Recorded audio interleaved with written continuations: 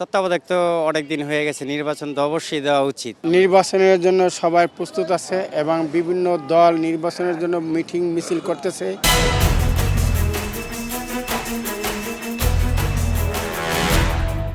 দর্শক শুভেচ্ছা। ক্ষমতা নাকি জনতা, আপনি কোন পক্ষে? আমি কিন্তু সাধারণ মানুষের কথা শুনতে আজকে এসেছি রাজধানীর যাত্রাবাড়ি এলাকায়। আমি আসিফ সুমিত, একুশে টেলিভিশনের নিয়মিত আয়োজন জনতার কথা অনুষ্ঠানে সমসাময়িক ইস্যুতে শুনবো সাধারণ মানুষের মতামত। আমাদের প্রত্যাশা দেশে শক্তিশালী গণতন্ত্র, আমরা চাই সরকারকে সহায়তা করতে।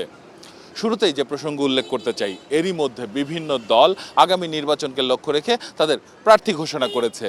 মূলত নির্বাচনী আমেজ কেমন দেখছেন সাধারণ মানুষ, জেনে নেব তাদের কাছ থেকে। বাংলাদেশের একটি বড় দল বিএনপি, সে বিএনপি যখন তার দলের সকল এলাকাতে যখন নমিনেশন এমপিদের নমিনেশন দিয়েছে, এখন নির্বাচনের আমেজ আমরা দেখতে পাচ্ছি শুরু হয়ে গেছে।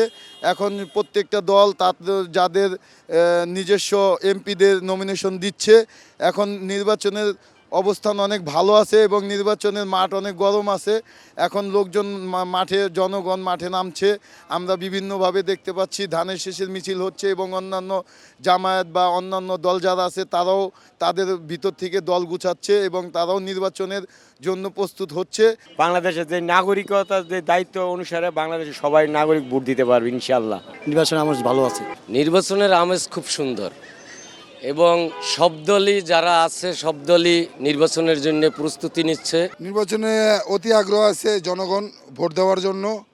তো সরকারের কাছে আকুল আবেদন, ফেব্রুয়ারিতে জানে নির্বাচনটা হয়। নির্দলীয় নিরপেক্ষ দিনে নির্বাচনে ভোট দেব, সেটাই আমাদের এই তরুণের প্রথম ভোট।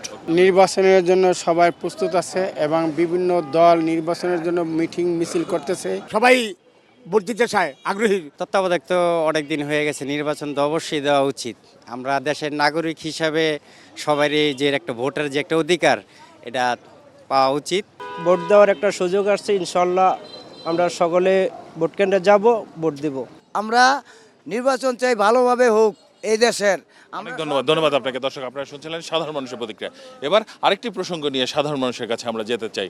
আমরা দেখতে পাচ্ছি যে সম্প্রতি শেখ হাসিনা ভারতে অবস্থান থেকে করেই তিনি বিভিন্ন গণমাধ্যমে বক্তব্য দিচ্ছেন বা বিবৃতি প্রদান করছেন।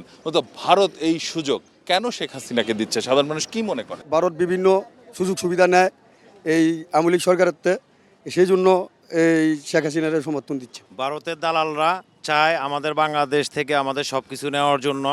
আমরা স্বৈরাচার বিদায় করছি, কিন্তু স্বৈরাচারের যে দালাল, এই দালাল আমরা এখনো বাংলাদেশ থেকে বিতাড়িত করতে পারিনি। হাসিনা থাকলে ভারতে অনেক আমরা সব কিছু নিতে পারে, ইলিশ মাছ দরিয়া যত কিছু আছে সব নিতে পারে। প্রত্যেকটা মানুষের নানা বাড়ি দাদা বাড়ির একটা টান থাকে, আর নানা বাড়ি দাদা বাড়ির টান থাকলে যা যা করার মানুষ করতে চায়। কারণ শেখ হাসিনার নানা বাড়ি দাদা বাড়ি তো আপনার ভারত। সে ভারতের জন্য মানে এই দেশে থাইকা এই দেশের যে নাগরিক, সেই দেশটারে তার নিজের মনে করে না, কখনো মনে করে না। সবসময় ভারতের কথা চিন্তা করছে। মোদি তারা যা বলছে সে চাই করছে, গ্যাস কন, মাছ কন, যে কোনো জিনিস কন, যত তোর খনি আছে সব তো ভারতেই নিতেছে।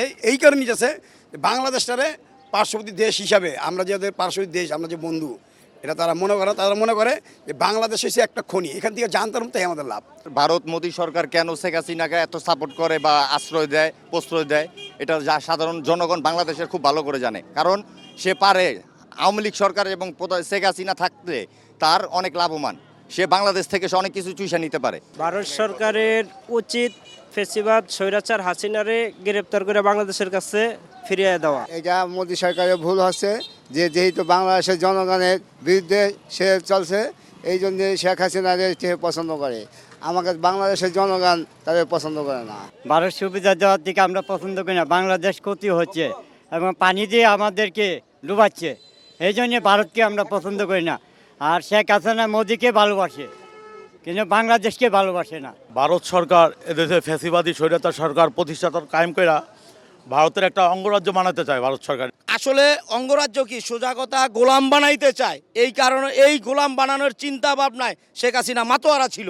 অনেক ধন্যবাদ আপনাকে। দর্শক, আপনারা শুনছিলেন সাধারণ মানুষের প্রতিক্রিয়া। সাধারণ মানুষ, কিন্তু তাদের ভাবনাগুলো অসাধারণ, তাদের চিন্তা অনেক সূক্ষ্ম ও গভীর। দর্শক, জনতার কথা দেখতে প্রতি শনি, রবি, মঙ্গল এবং বুধবার চোখ রাখুন একুশে টেলিভিশনে। সঙ্গে থাকবো আমি আসিফ সুমিত।